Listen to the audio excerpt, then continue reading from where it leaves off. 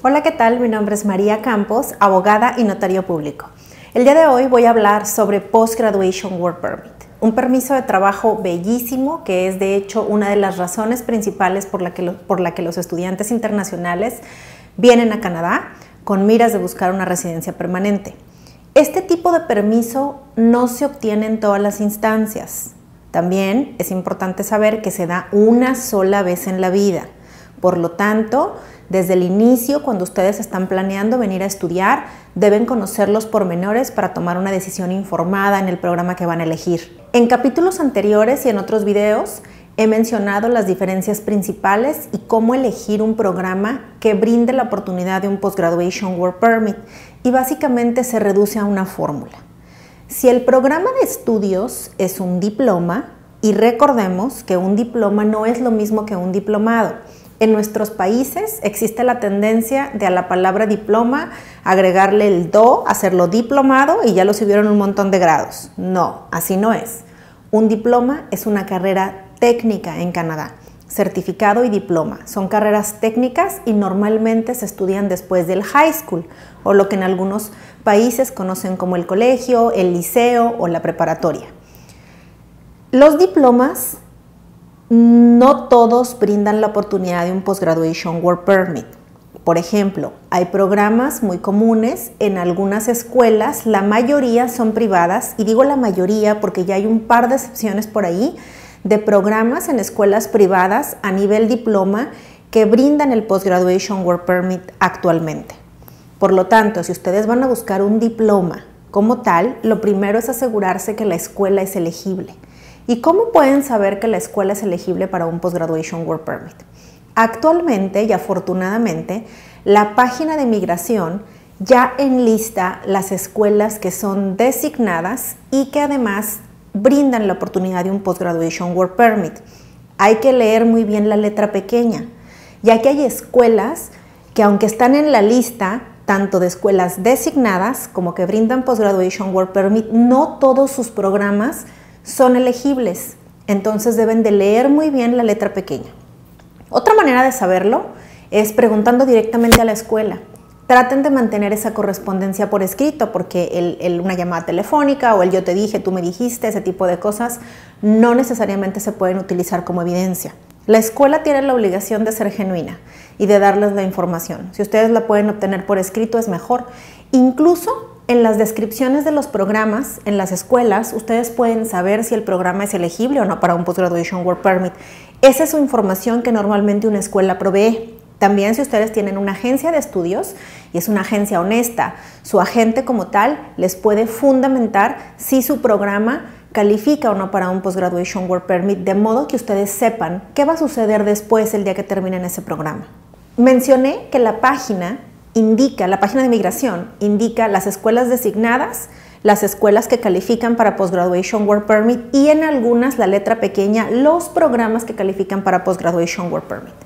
Hablemos de escuelas designadas. La mayoría de las escuelas son designadas. Una escuela designada prácticamente significa que tiene una licencia para abrir su puerta, nada más. En junio del 2014, el gobierno canadiense regularizó a la mayoría de las escuelas a fin de evitar fraudes para estudiantes internacionales, porque se solía emitir cartas de estudiante y las escuelas no existían. Eran empresas creadas con fines de emitir cartas, generar visas, venían los estudiantes y no iban a la escuela y se beneficiaban de un visado. A fin de evitar eso, se regularon las escuelas como tal y se generaron la lista de instituciones designadas. Por unos años, más o menos como del 2014 al 2018, hubo una confusión enorme porque muchos estudiantes pensaban que el simple hecho de que su escuela fuera designada ya les permitía la obtención de un Post-Graduation Work Permit, y no es así. Escuela designada básicamente significa que la escuela es legal y que la escuela está operando bajo las normas legales y gubernamentales para poder abrir su puerta, nada más. De las escuelas designadas, no todas brindan Post-Graduation Work Permit, y de las que sí brindan Post-Graduation Work Permit, no todos sus programas brindan Post-Graduation Work Permit, y así la fórmula se va haciendo un poquito compleja. Por lo tanto, la fórmula se reduce a que si son diplomas, en escuela privada, en su mayoría no califican. Hay algunos programas como los Associate Degrees que sí califican, o algunas escuelas privadas en Quebec que también califican. Entonces, si tú vas a estudiar un diploma, te sugiero por favor que revises con tu agencia en la página de la escuela y en la página de migración para que corrobores que efectivamente tu programa es elegible para un Post-Graduation Work Permit. Como regla general, todas las licenciaturas o Bachelor's Degrees califican para un Post-Graduation Work Permit. También lo pueden corroborar en la página, sin embargo, esa es una regla más general. Así como las maestrías. Ahí prácticamente no importa si la institución es pública o privada, al igual que con el Bachelor's. Entonces, por ende, se entiende que ya te van a dar un Post-Graduation Work Permit al estudiar ese grado. Hablemos ahora de la duración del permiso. Mencioné, este permiso te lo dan una sola vez en la vida y hay que tener mucho cuidado. El Post-Graduation Work Permit es un permiso de trabajo completamente abierto, en su mayoría sin restricciones adicionales, no restricciones diferentes a las que normalmente trae un permiso.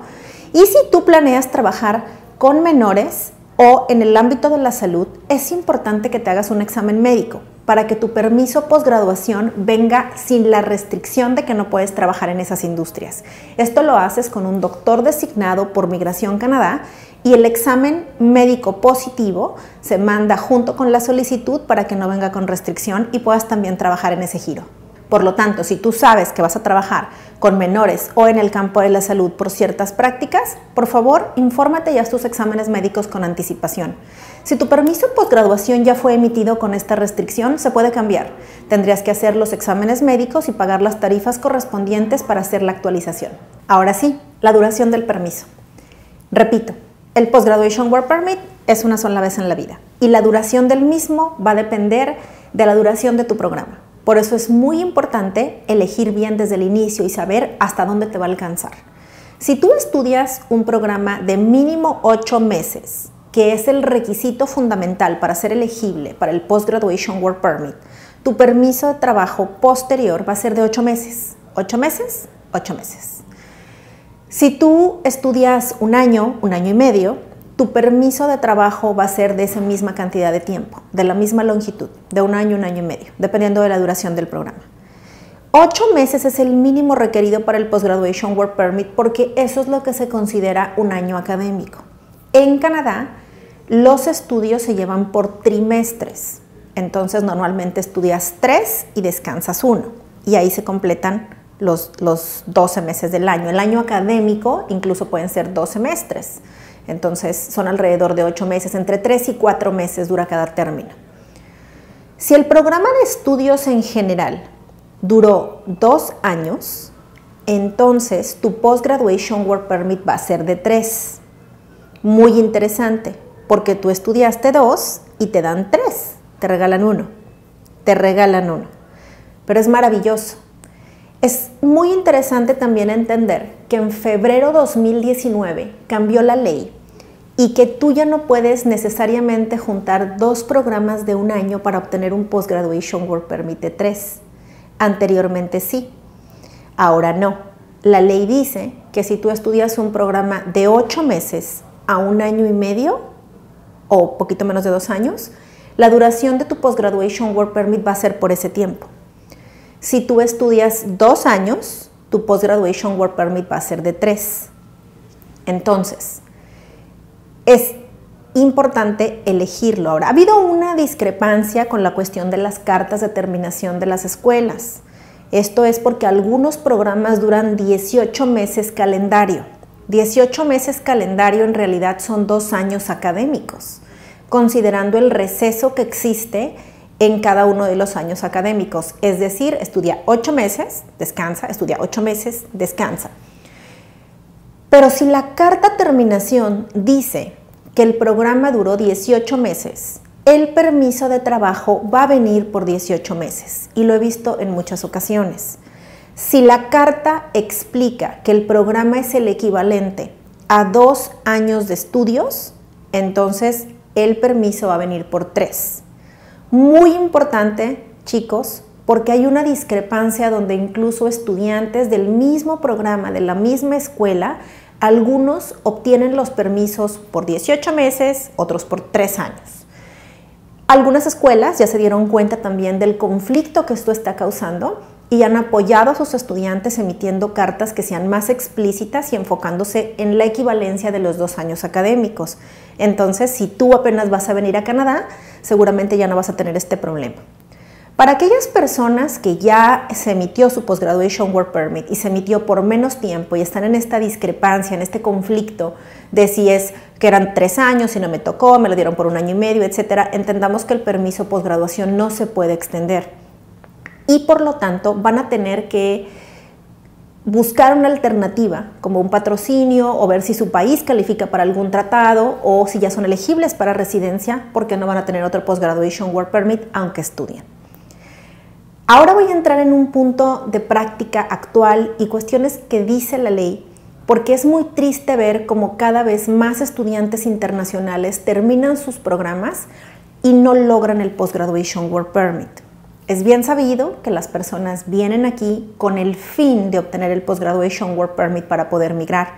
Y hay muchas cosas que deben de prevenir a través de sus años de estudio para que cuando llegue el momento de la graduación, y por la graduación, ojo, no me refiero a la ceremonia, ni a la fiesta, ni al momento de que les entregan un diploma. La graduación es el último día de clases, entonces cuando me refiero a ese término estoy hablando de cuando terminan las materias. Es muy triste ver que cuando se gradúan, no logran su Post-Graduation Work Permit y todo el dinero que gastaron ya no lo pueden recuperar. Y que la única manera de volver a calificar para su Post-Graduation Work Permit sería volviendo a estudiar. Entre los casos más comunes está el tema de la carga de materias y la carga de créditos que un estudiante internacional debe de llevar. Es importante que el estudiante sepa desde el inicio y se aplique a pasar sus materias para llevar siempre una carga completa y mantenerse in good standing, es decir, con su récord académico limpio.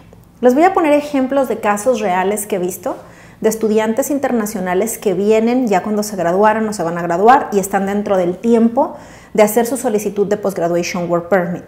Por ejemplo, estudiantes que llevaban 9 créditos, su carga completa, que es lo que marca la escuela o es la tendencia común, que son 9 créditos para determinar una carga completa y reprobaron una materia. Ojo, 9 créditos no son 9 materias.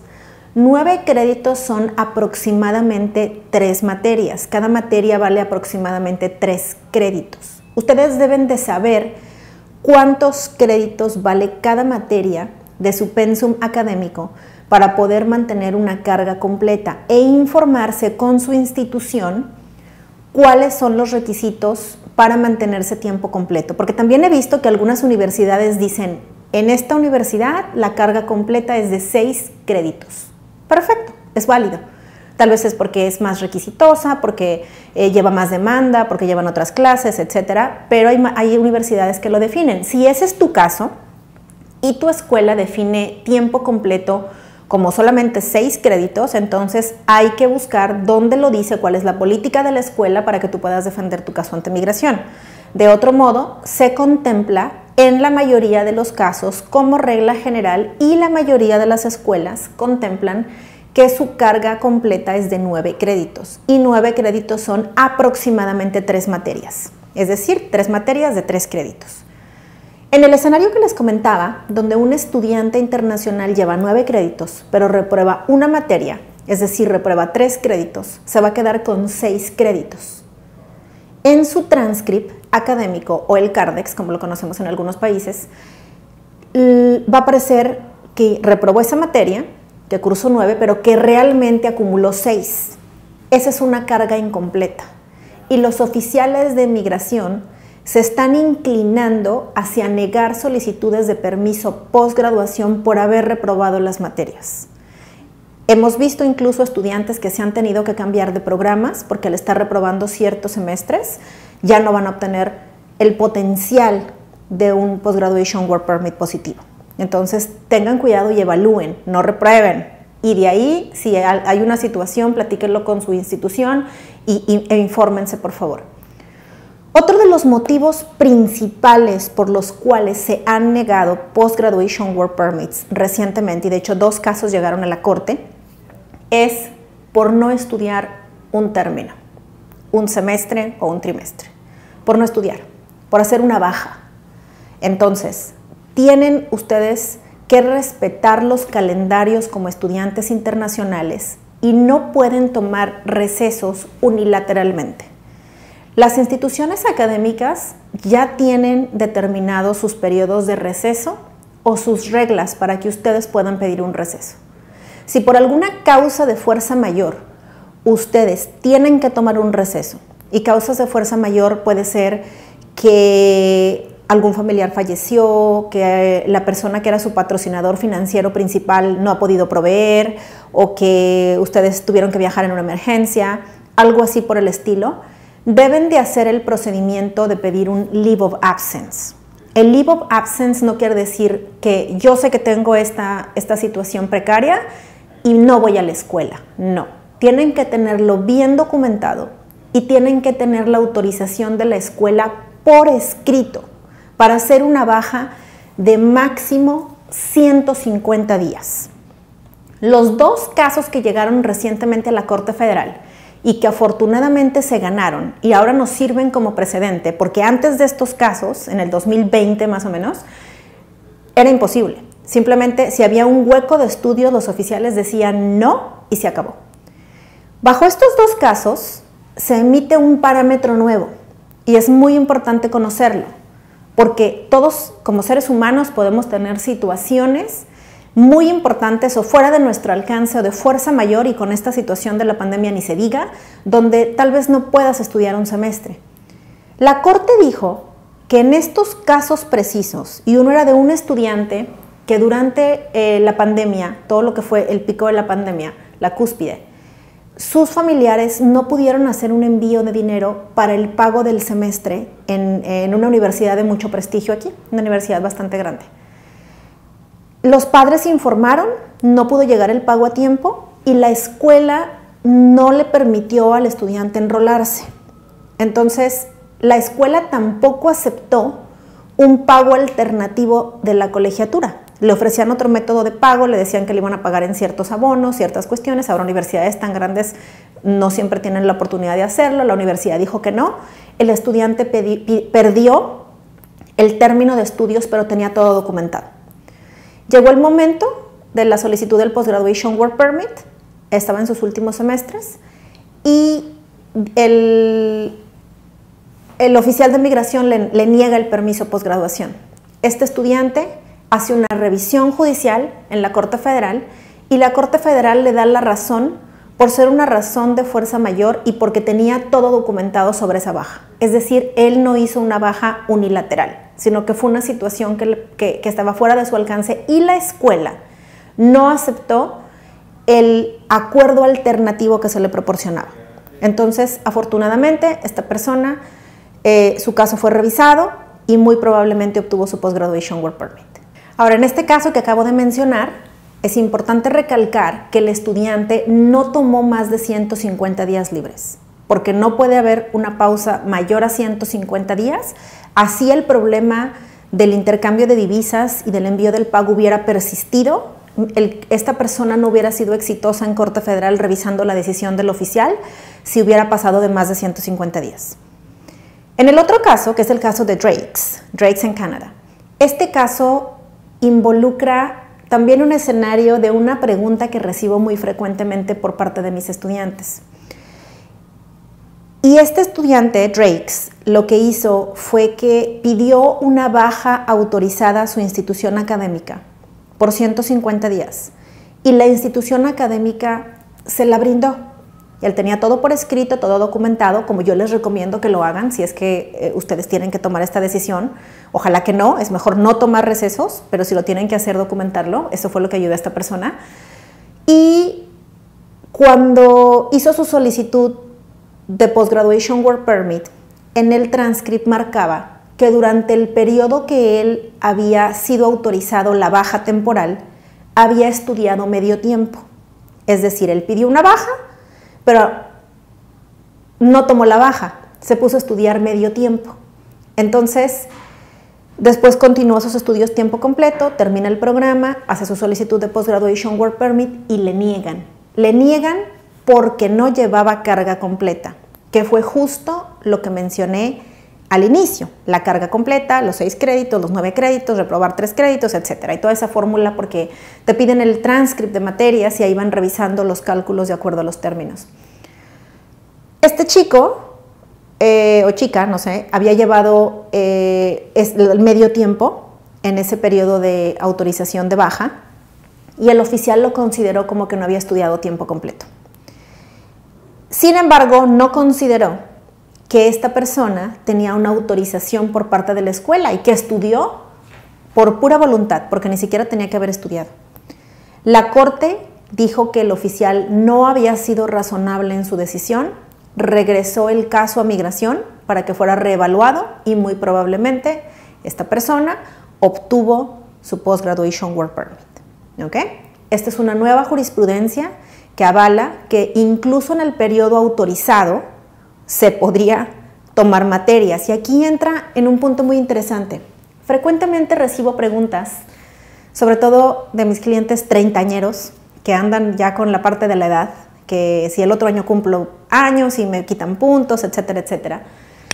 Y preguntan frecuentemente si en su periodo vacacional les recomiendo tomar una materia o dos, o una materia para ir adelantando. Hasta antes de este caso, porque este caso es muy reciente, tiene un par de meses, era muy ambiguo, precisamente por la interpretación en el transcript o en la lista de materias, de que no apareciera el tiempo completo, porque ya lo había venido viendo a través de los últimos 2 años, 3 años, que los oficiales simplemente revisan el transcript y se dan cuenta que la carga no es completa y negaban. Entonces era un riesgo si el cliente venía tomando su carga completa, 9 créditos, 9 créditos, 9 créditos, llegaba el verano, por ejemplo, que la mayoría de las escuelas tienen libre el verano, pero no todas, pero la mayoría, voy a poner este ejemplo, y decía a mi cliente, quiero tomar una materia. El riesgo era que el oficial viera esa materia como un término incompleto dentro del resto del currículum académico. Basado en este caso de Drakes, podríamos interpretar y podríamos utilizarlo para defender un caso de Post-Graduation Work Permit en el aspecto donde aunque el cliente o el estudiante decida tomar una materia en su periodo libre, porque además ahí ni siquiera tiene que pedir la autorización, tiene derecho a vacaciones, punto. Y se puede justificar, esto podría ayudar a que estudiantes avanzaran en su proceso, ahorraran tiempo y pudieran llevar materias en sus periodos libres. Entonces podría ser un caso aplicable muy interesante, o para los que están en este escenario. Los que desafortunadamente han tenido sus permisos de trabajo negados bajo estos aspectos, dependiendo del tiempo y el periodo donde se encuentren, se podría intentar resarcir basado en estas jurisprudencias si caben en los escenarios como tal y se cumplen con esos requisitos. Entonces, un punto muy, muy interesante. Otro punto importante a la hora de la solicitud del Post-Graduation Work Permit. Se tienen 180 días para solicitar el Post-Graduation Work Permit una vez terminado el curso, que es la graduación. Acuérdense que estaba yo utilizando este término y la graduación no es la fiesta. Entonces, porfa, la graduación es cuando ustedes terminan sus materias. Se tienen 180 días para solicitar y les quiero compartir un punto muy importante, un caso muy importante que recientemente llegó a mi escritorio y por una cuestión de 5 o 6 días el cliente está en una situación bastante difícil. El caso viene donde un estudiante internacional viene a hacer un curso, pero no le alcanza el tiempo del permiso para terminar las materias y hace una extensión. Voy a decir una fecha. La extensión de ese permiso, hasta ahí todo iba en orden y la persona iba cursando su programa. Y el permiso termina el 5 de julio, por ejemplo. Y la fecha de terminación del curso era el 12 de julio, ¿ok? O sea, 7 días. Este chico se acerca a su consejero estudiantil, que no es abogado, no es consultor, no es agente, nada, simplemente el consejero estudiantil, y le comenta que le faltan, que son 7 días de diferencia entre el momento de terminar el permiso y que termine su curso. Erróneamente, y de acuerdo a lo que dice el cliente, tampoco nos consta, el consejero estudiantil le dice que puede terminar, son 7 días nada más, es una semana, no pasa nada, ¿qué puede pasar? Y después viene la carta de graduación y puede hacer su solicitud de Post-Graduation Work Permit. El Post-Graduation Work Permit se envía, lo manda el estudiante, es negado y entonces me contacta el cliente cuando es negado. Entonces empezamos a evaluar, ver por qué, veo el transcript, veo las materias, si hay algunas cuestiones con discrepancia en los créditos, pero el oficial no basó su negativa en eso. La negativa del oficial fue básicamente el extracto, aquí se los dejo, es este, las razones que da. Y si nosotros vemos aquí precisamente, donde marca que se tiene que mantener un permiso de estudios válido o haber tenido un permiso de estudios válido para hacer la solicitud dentro de los 180 días, ¿ok? Ojo, en este escenario, aunque sea una semana, no se cumple con ninguno de los dos parámetros, porque no se tuvo un permiso de estudio válido hasta el día 12, que fue el día de la graduación. Y esto le ha costado al cliente la aceptación de un Post-Graduation Work Permit y ahora hay que empezar desde cero. ¿Cuál es la manera de obtener el Post-Graduation Work Permit ahora? Volviendo a estudiar un programa elegible para Post-Graduation Work Permit. Deben de mantener en cuenta los 180 días. Afortunadamente esos 180 días se extendieron en febrero de 2019, pero antes de esa fecha eran solamente 90. No es casualidad que Migración los extendió. Cuando eran 90 días se generaba un conflicto en tiempos o a veces incluso en las cartas y demás, y era muy poco tiempo y muchas personas perdieron el derecho a solicitar Post-Graduation Work Permit por el término. Hay cuestiones también más complejas, por ejemplo, en el tema de Post-Graduation Work Permit, que es ¿puedo trabajar, no puedo trabajar, cuándo puedo trabajar, etcétera? Al momento que ustedes terminan su curso, ya no pueden trabajar. Y su permiso de estudios lo señala. Aquí se los marco. Aquí dice el permiso de estudio, cuándo pueden trabajar, y aquí se señala lo que dicen estos artículos que nadie lee. Estos artículos que vienen aquí en este permiso de estudios básicamente indican cuándo puede trabajar. Aquí les pongo la interpretación. Y dice que pueden trabajar mientras estén activamente estudiando. ¿Ok?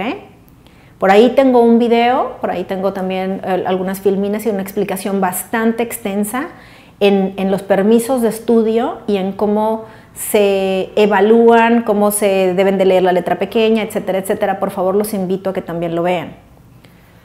Si efectivamente se terminan los estudios, ese periodo no estaría cubierto para empleo hasta que se manda la solicitud de Post-Graduation Work Permit. Hay una línea muy fina y hay un área gris y hay una situación de debate ahorita entre qué pasa entre el último día de clases y el día que la escuela entrega la carta de terminación en ese periodo.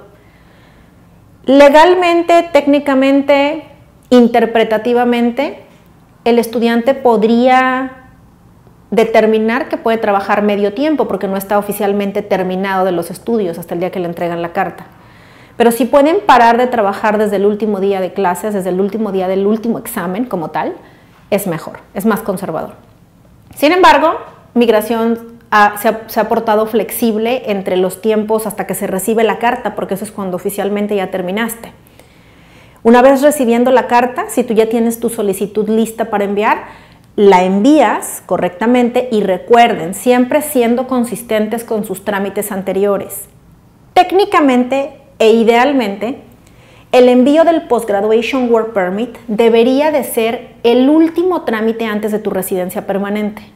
Qué interesante, qué bueno.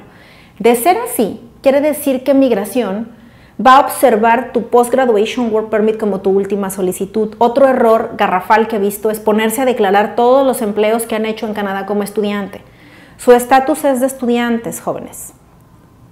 Ustedes, su experiencia laboral tiene varias definiciones. Como tal, lean bien, dice 10 años, tienen que declarar 10 años y eso incluye la experiencia en sus países de origen también, que debe de ser consistente con la solicitud de extensiones de permisos y con su permiso inicial. ¿Por qué? Porque la pregunta es la misma siempre, simplemente cambia la ventana de tiempo. Entonces, no solamente se ponen 3 trabajos, se deben de poner los 10 años de historial y esta solicitud va a jugar un factor muy importante para el precedente a tu residencia permanente. Entonces hay que tener mucho cuidado. ¿Qué pasa con las parejas? Parejas jóvenes que vienen uno a estudiar, el otro tiene un permiso de trabajo, todos felices, súper. Después llega la fecha de la graduación, el escenario que acabo de explicar, hasta qué momento el solicitante principal, que era el estudiante, puede trabajar o no. Una vez que se gradúa, si el estudiante internacional no tiene un trabajo calificado, la pareja no se va a poder beneficiar al momento de hacer la solicitud del Post-Graduation Work Permit. En el momento en que la pareja se gradúa, ya deja de ser estudiante internacional para pasar a ser trabajador calificado. Y como trabajador calificado debe de cumplir ciertos requisitos. Tener un trabajo calificado NOC 0A o B, o cuando cambie, porque van a cambiar los NOC, se van a llamar diferente y reestructurar, en ese momento ya nos dirán. Debe de tener un trabajo de tiempo completo, que son mínimo 30 horas por semana, y debe de estar en nómina o el payroll, ¿ok? Para poder ser considerado empleado. Si cumple estos parámetros y además tiene más de 6 meses de vigencia en su permiso post-graduation, entonces le puede brindar el beneficio a su pareja de hecho o a su cónyuge. Cuando hablamos de pareja de hecho, recuerden que la carga de la prueba está en ustedes y deben de comprobar la cohabitación, no solamente la relación. La cohabitación, comprobantes de domicilio, cartas, identificaciones a la misma dirección, etcétera, por 12 meses. La relación, fotos, viajes, etcétera. Tú puedes tener una relación con alguien, pero no vivir con esa persona. O puedes vivir con alguien y no tener una relación. Entonces debes de cumplir ambos parámetros para poder proteger a tu pareja. Si hay hijos, los hijos están protegidos por default, porque mientras haya un estudiante internacional o un trabajador como tal, los hijos van bajo la tutela de ese solicitante. Entonces ahí es un poquito menos preocupante, pero mucho cuidado con el tema de parejas. La pareja, aquí también entra otra cuestión debatible, si la pareja puede o no trabajar en el tiempo que el estudiante internacional y de transición puede o no trabajar. Lo ideal sería que no.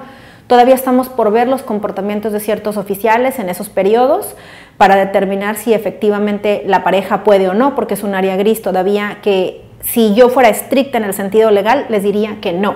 ¿Por qué? Porque estamos en un periodo de transición y el estudiante principal como tal no, pero sí hay por ahí una letra pequeña en la página de migración que independiza el estatus del cónyuge, entonces eso nos hace ver que el riesgo es bajo, pero siempre puede haber un oficial que lo interprete de manera diferente. Para fines migratorios, en realidad no hay una escuela mejor que otra como tal. Esto ya es un tema personal, de acuerdo al mercado, de acuerdo a lo que ustedes quieran y también la provincia, porque muchas veces me preguntan, ¿qué provincia nos recomiendas? ¿Dónde voy a estudiar? Si me voy al Polo Norte, si vengo, voy. No como tal, es un tema más personal.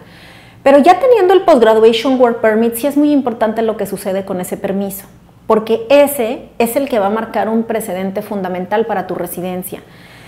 Ahí es donde se recomienda que mientras estás estudiando, tomes trabajos, de lo que sea, incluso voluntariados. ¿Por qué? Porque eso te va marcando un currículum canadiense para el mercado laboral, y ya después nos meteremos más en el tema de voluntariados, porque dicen, si hago voluntariado, ¿me van a dar residencia? No, no te la van a dar. Pero te puede ayudar en el currículum canadiense si tú tienes la oportunidad de trabajar, porque el voluntariado no debe de confundirse con trabajo ilegal. Esa es otra historia. Estoy hablando para personas que están estudiando en Canadá y que tienen el derecho a trabajar como tal, pero deciden hacer también trabajo voluntario. Se puede incluir en el currículum y eso te puede ayudar a que cuando tengas el Post-Graduation Work Permit sea más fácil tu navegación en el mercado laboral, para marcar un precedente sólido y poder conectarte con empleadores que tal vez te ayuden o te den lo que tú necesitas o los puestos que tú necesitas para una residencia permanente. El Post-Graduation Work Permit, en mi opinión, es el permiso más bello que existe. Tú pagaste por eso, tú estás educándote en Canadá, invirtiendo en tu educación para poder obtener ese permiso, involucrarte al mercado laboral y obtener de la manera más independiente posible una residencia permanente. Los programas que tienen Post-Graduation Work Permit el día de hoy son los más cotizados. Hay mucha demanda para venir a Canadá y por ahí he hablado incluso de los nuevos sistemas en cómo el gobierno está procesando permisos de estudio y demás. Si tú quieres venir a Canadá y puedes y tienes el privilegio de buscar un programa que tenga Post-Graduation Work Permit, comprométete, haz el esfuerzo y vale la pena. Espero que este video sirva como precedente para esas personas que apenas vienen y sepan la repercusión que pueden tener en sus estudios ciertos puntos y que puedan mantenerse en línea para obtener un Post-Graduation Work Permit exitoso. Mi nombre es María Campos, abogada y notario público.